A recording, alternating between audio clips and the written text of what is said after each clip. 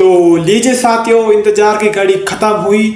जिस घड़ी का आप बेसब्री से इंतजार कर रहे थे वो घड़ी आ चुकी है। जी हाँ दोस्तों, आरआरबी की तरफ से एएलपी की जो वैकेंसी निकलने वाली थी उसका नोटिफिकेशन आउट हो चुका है। जी हाँ दोस्तों, जो 2026 की जो वैकेंसी निकलने वाली थी वो उसका नोटिफिकेशन यहाँ पे जारी कर दिया गया है आरआरबी की तरफ से, जिसमें आपको 11,000 कुछ वैकेंसी आपको देखने को मिलेगी। तो आइए नज़र डालते हैं इस छोटे से नोटिफिकेशन में कि क्या क्या आरआरबी की तरफ से इस बार चेंजेस दिए गए हैं और क्या क्या इस नोटिफिकेशन में जारी किया है। तो आइए शुरू करते हैं।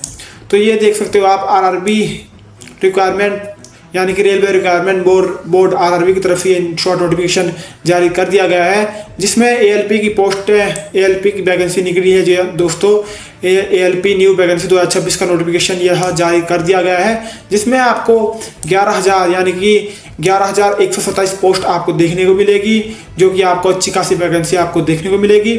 और इसकी अभी स्टार्टिंग डेट मतलब फॉर्म डालने की डेट अभी जारी नहीं की है, बहुत जल्द इसका अपडेट आपको देखने को मिलेगा। इसके फॉर्म डालने बहुत जल्द शुरू होने वाले हैं। तो फिलहाल बात करते हैं हम अपने फीस पे, क्योंकि मेन हमारी फीस ही होती है इसमें।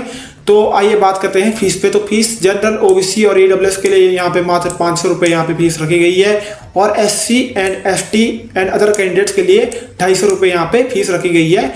एंड ऑल कैटेगरी फीमेल, अगर जो भी फीमेल कैंडिडेट्स हैं उनके लिए, वो किसी भी कैटेगरी से आती है, उन्हें के लिए सेम फीस रखी गई है 250 रुपये। उन्हें वो अगर जनरल, ओबीसी या सी एस टी किसी भी कैटेगरी से आती है उन्हें 250 रुपये एक फीस रखी गई है।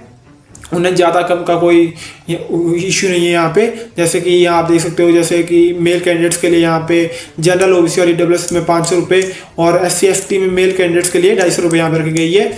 तो अगर कोई फीमेल कैंडिडेट्स है तो उनके लिए कैटेगरी वाइज फीस नहीं दी गई है, उन्हें 250 रुपये पे करनी होगी, फिर चाहे वो ओबीसी कैटेगरी से हो या जनरल से हो या एससी एसटी किसी भी कैटेगरी से हो। तो फीस रिफंड की बात करें दोस्तों, तो यहाँ पर यूआर, ओबीसी और ईडब्ल्यूएस को जैसे आपका एग्जाम होता है उसके बाद रेलवे की तरफ से फीस आपकी रिफंड की जाती है। तो यहाँ पे यूआर, ओबीसी, ईडब्ल्यूएस में आपको ईडब्ल्यूएस जो कैटेगरी है उनमें आपकी 400 रुपये फीस रिफंड की जाएगी। वहीं एससी एसटी एंड अदर जो फीमेल कैंडिडेट्स है एंड अदर कैंडिडेट्स है उन्हें 250 रुपये फीस रिफंड की जाएगी एग्जाम होने के बाद। जी हाँ दोस्तों, ये बात आप ध्यान रखें, अगर आप रिटर्न एग्जाम नहीं देते हो तो आपकी फीस रिफंड नहीं की जाएगी। अब बात करते हैं दोस्तों एज लिमिट पे। तो एज लिमिट आपकी सेम रखी गई है, जो कि हर साल हमें देखने को मिलती है। यहाँ पर मिनिमम एज आपको 18 साल यहाँ पर रखी गई है दोस्तों, और मैक्सिमम एज जनरल कैटेगरी के लिए यहाँ पे 30 साल यानी कि 30 ईयर रखी गई है। वहीं पर ओबीसी कैटेगरी के लिए 33 year and SC and ST category के लिए 35 ईयर यहाँ पर मैक्सिमम एज रखी गई है। तो यहाँ पे एससी और एसटी कैंडिडेट्स के लिए अच्छी खासी छूट यहाँ पे एज में देखने को मिलेगी। जी हाँ दोस्तों, अब बात करते हैं हम एजुकेशन क्वालिफिकेशन में, तो जो कि सबसे मोस्ट पार्ट होता है हमारा नोटिफिकेशन में। तो यहाँ पे आप देख सकते हो असिस्टेंट लोको पायलट की जो ये वैकेंसी है यानी कि एएलपी की वैकेंसी है, जिसे हम शॉर्ट में एएलपी कहते हैं। इसमें आपको 11,127 यानी कि 11,127 पोस्ट आपको देखने को मिलेगी, जिसमें आपकी एजुकेशन क्वालिफिकेशन कुछ इस प्रकार मांगी गई है, जिसमें आपका 10th पास प्लस आपके पास आईटीआई का डिप्लोमा होना चाहिए, वो चाहे एनसीवीटी का हो या फिर एससीवीटी का हो। जी हाँ दोस्तों, इसका सर्टिफिकेट आपके पास होना चाहिए, वो चाहे फिटर से हो, इलेक्ट्रिशियन से हो, किसी भी, या फिर मैकेनिकल से हो, या मैकेनिकल या किसी भी ट्रेड से हो दोस्तों। तो आप अपना फॉर्म फिल कर सकते हो, या आपके पास आईटीआई का डिप्लोमा होना चाहिए, या फिर इलेक्ट्रॉनिक से हो। जी हाँ दोस्तों, तो आप अपना फॉर्म फिल कर सकते हो। यहाँ पे आप देख सकते हो नीचे वेल्डर, मैकेनिकल, किसी भी ट्रेड से अगर आपका डिप्लोमा है आईटीआई का तो आप इस फॉर्म को फिल कर सकते हो। वहीं पर नीचे देख सकते हो आप यहाँ पे क्लास, या फिर अगर आपके पास आईटीआई नहीं है तो आपके पास क्या होना चाहिए, इसमें आप क्लास 10th के साथ आपके पास डिप्लोमा होना चाहिए। जी हाँ दोस्तों, यहाँ पे सर्टिफिकेट मांगा गया था ऊपर, जो कि आपको आईटीआई की तरफ से मिलता है, और यहाँ पे डिप्लोमा मांगा गया है जो कि आपको पॉलिटेक्निक की तरफ से मिलता है। तो यहाँ पे आपका 10th प्लस डिप्लोमा मांगा गया है, जो कि mechanical, electrical, electronic, automobile engineering, आपकी इस अगर इस ट्रेड से आपने अपना डिप्लोमा लिया है तो आप इस फॉर्म को फिल कर सकते हो। जी हाँ दोस्तों, या फिर अगर तीसरा तीसरा आता है आपका, अगर आपने ITI या डिप्लोमा नहीं है आपके पास, तो फिर आपका BTech डिग्री जो कि आपकी मैकेनिकल, इलेक्ट्रिकल या इलेक्ट्रॉनिक की और ऑटोमोबाइल इंजीनियर से होनी चाहिए, तभी आप इस फॉर्म को फिल कर सकते हो। अब बात करते हैं हम आपकी वैकेंसी की, कैटेगरी वाइज आपकी कितनी वैकेंसी निकली है, डिटेल में बात करते हैं नीचे। तो आइए शुरू करते हैं। तो यहाँ पे देख सकते हो आप, यहाँ पे हर कैटेगरी में यहाँ पे पोस्ट देखने को मिलेगी। यहाँ पे आप कैटेगरी जोन देख सकते हो, इधर आपका कैटेगरी है, यहाँ पे आपकी वैकेंसीज है कि किस कैटेगरी में कितनी यहाँ पे वैकेंसीज है। तो सबसे पहले आता है आपका सेंट्रल रेलवे। सेंट्रल रेलवे में आपको 1400 वैकेंसी देखने को मिलेगी। फिर आता है ईस्ट सेंट्रल रेलवे, जिसमें आपको 700 पोस्ट देखने को मिलेगी, 700 वैकेंसी देखने को मिलेगी। फिर आता है आपका ईस्ट कोस्ट रेलवे, जिसमें आपको 1625 पोस्ट देखने को मिलेगी। फिर आता है आपका ईस्टर्न रेलवे, जिसमें आपको 608 पोस्ट देखने को मिलेगी। फिर आता है आपका नॉर्थ सेंट्रल रेलवे, इसमें आपको 457 पोस्ट देखने को मिलेगी। फिर आता है आपका नॉर्थ ईस्टर्न रेलवे, इसमें आपको 105 पोस्ट देखने को मिलेगी।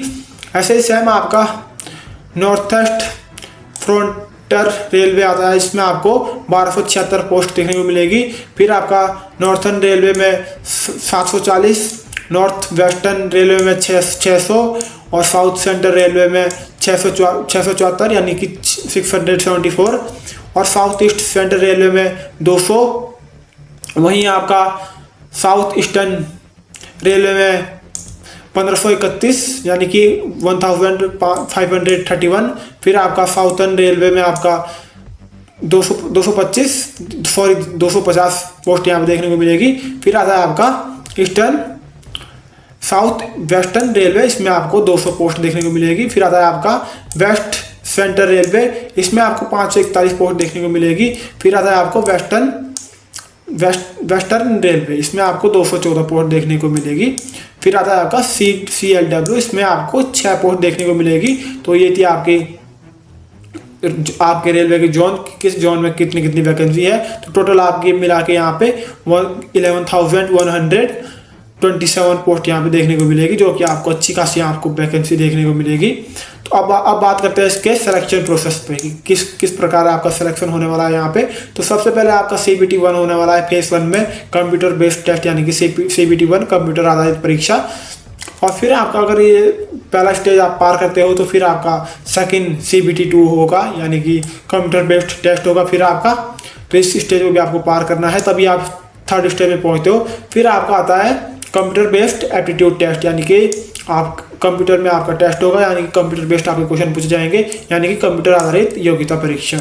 जी हाँ दोस्तों, यानी कि कंप्यूटर के बारे में आपको अच्छी खासी नॉलेज होनी चाहिए। फिर आता है आपका फेज 4 में मेडिकल यानी कि चिकित्सा परीक्षण। फिर आता है आपका लास्ट में डॉक्यूमेंट्स वेरिफिकेशन। जी हाँ दोस्तों, तो आपको यहाँ पे 5 स्टेज को पार करना है, तभी आप इस पोस्ट में सिलेक्शन पा सकते हो। अब बात करते हैं आपका हम एग्जाम पैटर्न के बारे में।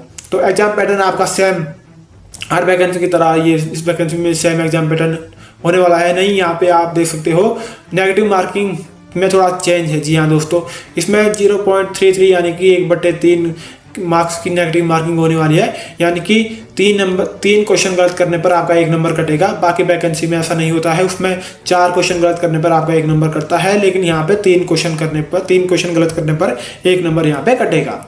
टाइम ड्यूरेशन की बात करें दोस्तों तो 60 मिनट यानी कि 1 आवर का यहाँ पे टाइम दिया जाएगा, जो कि आपका CBT 1 में भी और CBT 2 में भी सेम आपका रहने वाला है 1 आवर का टाइम। तो अब बात करते हैं CBT 1 की, जो कि आपका पहला एग्जाम होगा रेलवे ALP में, जो कि आपका पहला एग्जाम होता है CBT 1 में। तो इसके सिलेबस पे अभी बात करेंगे।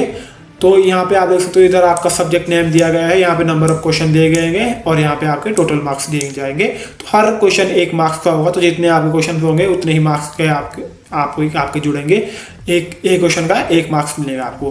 तो टाइम ड्यूरेशन देख सकते हो, यहाँ पे 60 मिनट की यहाँ पे टाइम ड्यूरेशन दी गई है, यानी कि 1 घंटे का आपको टाइम मिलेगा। तो यहाँ पे सब्जेक्ट देख सकते हो, यहाँ पे आप मैथमेटिक्स के आपको 20 क्वेश्चन यहाँ पे देखने को मिलेंगे, जो कि आपके 20 नंबर के होने वाले हैं। और ये फिर आपका जनरल इंटेलिजेंस एंड रीजनिंग के आपको 25 क्वेश्चन देखने को मिलेंगे। तो अच्छा खासा यहाँ पे रीजनिंग के क्वेश्चन आएंगे। तो अगर आपकी मैथ थोड़ी कम वीक है तो यहाँ पे आपके लिए एक ज़बरदस्त मौका है, क्योंकि मैथ के 20 क्वेश्चन पूछे गए हैं लेकिन रीजनिंग के 25 पूछे गए हैं। फिर आता है आपका जनरल साइंस। जनरल साइंस में आपके 20 क्वेश्चन पूछे जाएंगे। और फिर आता है आपका general awareness and current affair, जिसे हम जी के बोल सकते हैं, सॉरी। इसके आपके आते हैं 10 नंबर। तो हर क्वेश्चन आपका 1 नंबर का होने वाला है। तो इसके आपके 10 क्वेश्चन देखने को मिलेंगे। टोटल आपका 75 क्वेश्चन आपको देखने को मिलेंगे, जो कि आपके 75 नंबर के ही होने वाले हैं। तो इस एग्जाम को क्लियर करने के बाद आपको CBT 2 में बैठना होगा दोस्तों। तो CBT 2 का पैटर्न कुछ इस प्रकार यहाँ पे दिया गया है। ये आप देख सकते हो, CBT 2 का क्राइटेरिया यहाँ पे दिया गया है। इसमें भी सेम आपकी नेगेटिव मार्किंग होने वाली है। टाइम ड्यूरेशन की बात करें तो इसमें आपको 150 मिनट यानी कि 2 आवर 30 मिनट्स का आपको टाइम मिलेगा। अच्छा खासा इसमें आपको टाइम देखने को मिलेगा। तो इसमें सिलेबस की बात करें तो सब्जेक्ट पेपर इसमें आपके 2 पेपर होंगे। पहले आपका CBT 1 में 1 पेपर होगा, लेकिन दूसरे CBT 2 में आपके 2 पेपर होंगे। जब आपको दूसरी बार परीक्षा होती है तो यहाँ पे आपको दो पेपर देखने को मिलते हैं, जिसमें आपका सब्जेक्ट नेम यहाँ पे देख सकते हो मैथमेटिक्स के आपके 100 क्वेश्चन यानी कि 100, इसमें आपको टोटल 100 क्वेश्चन देखने को मिलेंगे। और 100 मार्क्स के आपका ये पेपर मतलब 100 क्वेश्चन मिलेंगे mathematics, general intelligence and reasoning और basic science and engineering, sorry. तो इन 3 सब्जेक्ट के मिला के आपके 100 क्वेश्चन देखने को मिलेंगे। किस सब्जेक्ट के कितने क्वेश्चन आएंगे ये यहाँ पे नहीं दिया गया है। इन तीनों सब्जेक्ट के मिला के आपको 100 क्वेश्चन देखने को मिलेगी, जो कि आपको 100 मार्क्स के होंगे, जिसमें आपको 90 मिनट का टाइम दिया जाएगा। फिर आपका आता है पेपर 2। जी हाँ दोस्तों, इसमें आपका रिलेटिव ट्रेड यानी कि जिस ट्रेड से आप रिलेटिव हो, जैसे कोई इलेक्ट्रिशियन से किसी ने डिप्लोमा या सर्टिफिकेट लिया है, तो उसमें से आपके क्वेश्चन आएंगे, जो कि आपके 75 क्वेश्चन आपको देखने को मिलेंगे। और 75 नंबर के ये होने वाले हैं। इसमें भी आपको सेम 60 मिनट यानी कि 60 मिनट का यहाँ पे टाइम दिया जाएगा।